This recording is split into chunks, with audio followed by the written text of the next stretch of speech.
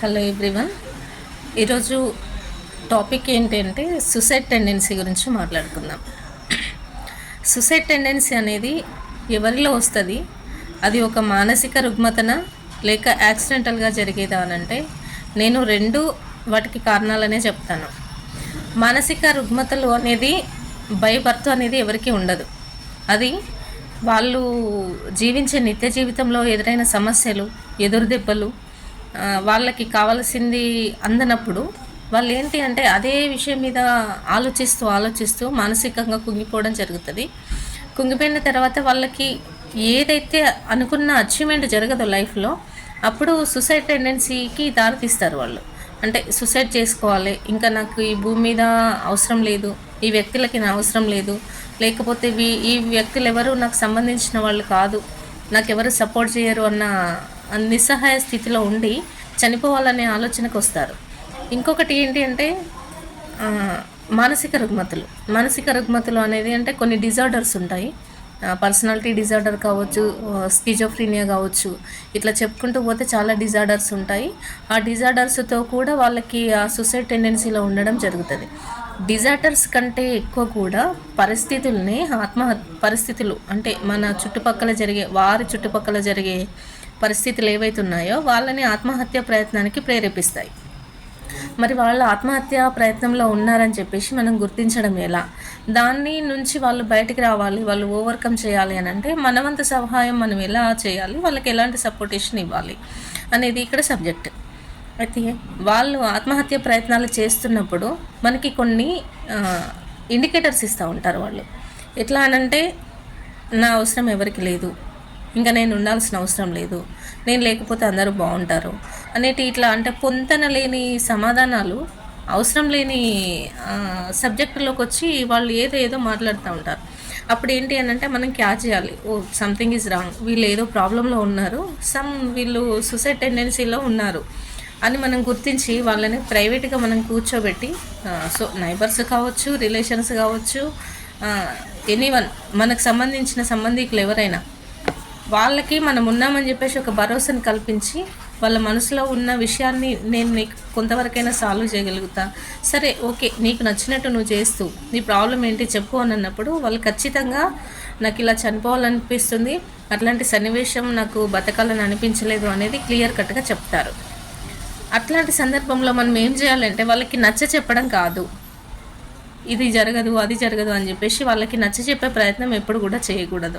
నచ్చ చెప్పడం వల్ల ఏమవుతుంది అంటే వాళ్ళకున్న ఆ ప్రయత్నం ఇంకాస్త ప్రయత్నాలు ఎక్కువ మొదలు పెడతారు.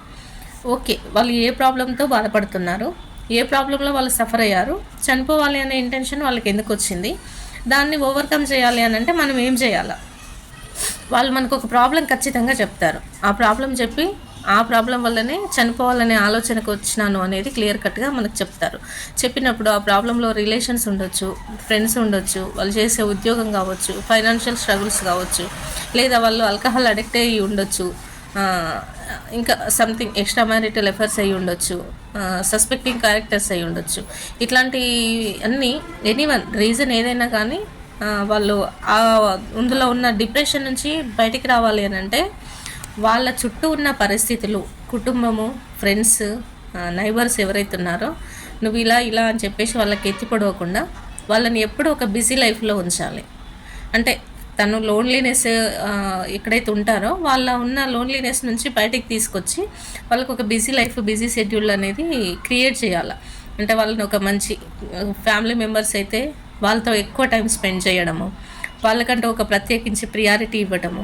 అంటే నీ అవసరం ఇక్కడ ఉంది, నీ అవసరం ఉంటేనే ఈ కుటుంబం రన్ అవుతుంది, నువ్వు చేస్తే కానీ మేము ఇక్కడ ఉండలేము, నీ ప్రేమ అవసరం, నీ సపోర్ట్ అవసరం అని చెప్పేసి వాళ్ళకి క్రియేట్ చేయాలి. అక్కడ వాళ్ళ సపోర్ట్ మనం తీసుకోవాలి. ఇంకా డిప్రెషన్లో ఉన్న వాళ్ళకైతే అక్కడున్న లొకేషన్ చేంజ్ చేసి వేరే లొకేషన్స్కి తీసుకెళ్ళడము, వాళ్ళకి కొన్ని అంటే తీర్థయాత్రలు కావచ్చు, సైట్ సీయింగ్ కావచ్చు, మూవీస్కి తీసుకెళ్ళడం కావచ్చు, లేదు అని అంటే ఇట్లా రకరకాల యాక్టివిటీస్తో వాళ్ళ మైండ్ అనేది డైవర్ట్ చేయొచ్చు కొంతవరకు. అంటే 100% అని నేను చెప్పలేను, కాకపోతే వాళ్ళు చేసే ప్రయత్నాలని ఈ ప్రయత్నం నేను చేయకూడదు, నాకు ఇంకా చాలా లైఫ్ ఉంది, నా లైఫ్ ద్వారా అంటే నేను జీవించే జీవితం ద్వారా నాతో పాటు ఇంకా నా సపోర్ట్ ఇంతమందికి అవసరము, నా పిల్లలకు అవసరము, నా కుటుంబానికి అవసరము, నా చుట్టుపక్కల ఉన్న వాళ్ళకి అవసరము, నా బంధువులకు అవసరము అనేది వాళ్ళకి మనం గుర్తింపజేయాలి. వాళ్ళు గుర్తించేటట్టు మనం పాటుపడాలి. అప్పుడు వాళ్ళకి ఆ సొసైటీ టెండెన్సీ నుంచి కొంతవరకు బయటికి రావడానికి అవకాశం ఉంటుంది. సో ఇంకా ఇలా చెప్పుకుంటూ పోతే చాలా ఉంటాయి. సూసైడ్ టెండెన్సీ అనేది ఖచ్చితంగా బై బర్త్ ఎవరికి ఉండదు. మానసిక రుగ్మతల వల్ల వస్తుంది అనుకున్నాము, వన్ ఆఫ్ ద పార్ట్. ఇంకొకటి వాళ్ళు ఉన్న చుట్టూ పరిస్థితుల వల్ల. మానసిక రుగ్మతల కంటే పరిస్థితులే ఎక్కువ ఉంటాయి. దయచేసి ఎవరైనా సూసైడ్ టెండెన్సీలో ఉన్నట్లయితే ఒక 2 నిమిషాలు ప్రశాంతంగా ఆలోచించండి. లోన్లీగా ఉండి ఆలోచించండి. మీరు తీసుకునే క్షణకావేశాలు, ఆ క్షణకమైన నిర్ణయాల వల్ల మీ కుటుంబం స్పాయిల్ అయిపోతుంది, మీ లైఫ్ స్పాయిల్ అవుతుంది. తర్వాత చుట్టూ ఉన్న పరిస్థితులు తికమక పెడతాయి. ఎందరి జీవితాలలో నష్టం జరుగుతుంది. చాలామంది జీవితాలలో నష్టాలు జరుగుతాయి, నష్టాల పాలవుతారు, కష్టాల పాలవుతారు. ఇవన్నీ జరగకుండా ఉండాలి అని అంటే సూసైడ్ టెండెన్సీలో ఉన్నవాళ్ళు కొంచెం ఆలోచించండి. అంటే మనకి జన్మ అనేది దేవుడిచ్చిన వరం, అది మన తల్లిదండ్రులు ఇచ్చిన వరం. మనకి ఏదున్నా ఈ జన్మలోనే మనం సాధించాలి. మరొక జన్మ ఉంటుందా ఉండదా, అది ఏ జన్మలో ఉంటాము, ఎలా కంటిన్యూ అవుతాం అనేది ఎవరికీ తెలియదు. ఉన్న లైఫ్ని మనం చేస్తున్న పనులలో, మనం నిర్వర్తిస్తున్న విధులలో, మనకంటూ ఉన్న లైఫ్ని కేవలం మనకే పరిమితం కాకుండా చుట్టూ ఒక నలుగురికి ఉపయోగపడేటట్టు ఒక మంచి పనులలో పాలు పంచుకుంటే అంతకంటే స్వార్థకమైన జీవితం అయితే ఉండదు నాకు తెలిసి. సో ఒక చిన్న ఎగ్జాంపుల్, నా దగ్గరికి వచ్చిన ఒక సబ్జెక్ట్ గురించి నేను ఒక 2 minutes ఎక్స్ప్లెయిన్ చేస్తాను. వాళ్ళు ఒక 8 years బ్యాక్ నా దగ్గరికి వచ్చినారు, కౌన్సిలింగ్ పర్పస్లో వచ్చారు. అయితే ఆ అమ్మాయికి స్కిజోఫ్రీనియా డిజార్డర్ ఉంది. పాపం ఆమెకి బై బర్త్ నుంచి ఉన్న విషయము తనకి కానీ తన పేరెంట్స్కి కానీ తెలియదు. వాళ్ళు ఇండియా నుంచి కెనడా వెళ్ళారు, ఉద్యోగరీత్యా కెనడా వెళ్ళినారు. కెనడా వెళ్ళిన తర్వాత అక్కడ ఏమవుతుంది అంటే అమ్మాయి ప్రెగ్నెంట్ టైంలో అమ్మాయికి స్కిజోఫ్రీనియా డిజార్డర్ బయటకు వస్తుంది. అంటే తను ప్రెగ్నెంట్ టైంలో ఉండడం, ప్రెగ్నెన్సీ రావడం, తన పేరెంట్స్కి దూరంగా ఉండడం, రిలేషన్స్కి దూరంగా ఉండడము, తనకి కావలసిన మోరల్ సపోర్ట్ అందకపోవడము, ఫ్యామిలీ లవ్ అనేది దూరంగా ఉండడం ద్వారా ఆ అమ్మాయి స్ట్రెస్కి లోనవుతుంది. తన ఏంటి అంటే నేను చనిపోవాలి అనే ఆలోచన బయటకు వచ్చి ఆమె ఇంకా రకరకాల ప్రయత్నాలు చేస్తుంది చనిపోవడానికి. ప్రయత్నం చేసినప్పుడు ఇండియాకి డెలివరీ కోసం వచ్చినాక హాస్పిటల్లో డెలివరీ అవుతుంది. బాబును వదిలేసి రోడ్డు పట్టుకొని వెళ్ళిపోయినాక అక్కడ ఈ ఇరు వర్గాల మధ్యలో కూడా ఘర్షణ జరిగి ఏమవుతుంది అని అంటే, సో వాళ్ళ హస్బెండ్ ఏదో అమ్మాయిని బలమైన కారణాలతోటి టార్చర్ చేశాడు, అందుకే అమ్మాయి డిప్రెషన్కి వెళ్ళిపోయింది, ఇలా తయారైంది అని చెప్పేసి హస్బెండ్ని నిందించడం వాళ్ళు స్టార్ట్ చేస్తారు. ఇలా ఇద్దరి మధ్యలో గలాట అయిపోయి తర్వాత హాస్పిటల్కి వెళ్ళాక అమ్మాయిని సైకియాట్రిస్ట్కి రెఫర్ చేస్తే ఆ అమ్మాయికి ప్రెగ్నెన్సీలో స్కిజోఫ్రీనియా అనే డిజార్డర్ ఉంది అనేది తేలిపోయింది. ఆ విషయం వాళ్ళ పేరెంట్స్ దాచిపెట్టారు అనేది అబ్బాయి వాళ్ళకి క్లియర్ చేస్తారు. అంటే ఇది ఎవరి తప్పు కాదు, ఆ టైంలో చెప్తే అమ్మాయి లైఫ్ ఎక్కడ స్పాయిల్ అవుతుంది అన్న ఉద్దేశంతో వాళ్ళ పేరెంట్స్ దాచిపెట్టినారు. ఇక్కడ ఈ అబ్బాయి ఏంటి అని అంటే, ఈ అమ్మాయి ఇట్లాంటి ఇంటెన్షన్తో ఉంది కాబట్టి అమ్మాయి నాకు వద్దు అనే ఇంటెన్షన్లో అబ్బాయి ఉన్నాడు. ఆఫ్టర్ దట్ వాళ్ళకి కౌన్సిలింగ్ చేసి వాళ్ళకి మంచి వెదర్ని, ఎన్విరాన్మెంట్ని సపోర్ట్ ఇచ్చి వాళ్ళకి వాళ్ళ బోత్ పార్టీస్కి పేరెంట్స్ని అందరిని పిలిపించి అమ్మాయికి ఉన్న ప్రాబ్లం గురించి వాళ్ళకి క్లియర్గా చెప్పి గొడవ అంతా సర్దుమని అయిన తర్వాత ఆ అమ్మాయి ట్రీట్మెంట్ కోసము హాస్పిటల్ పంపించేసి క్లియర్ చేసిన తర్వాత ఇప్పుడు ఆ అమ్మాయి మంచి హ్యాపీగా కెనడాకి వెళ్ళిపోయింది. 2 పిల్లలతో తన లైఫ్ను హ్యాపీగా లీడ్ చేస్తూ ఉన్నది. అంటే ఇక్కడ ప్రాబ్లం ఒకటి.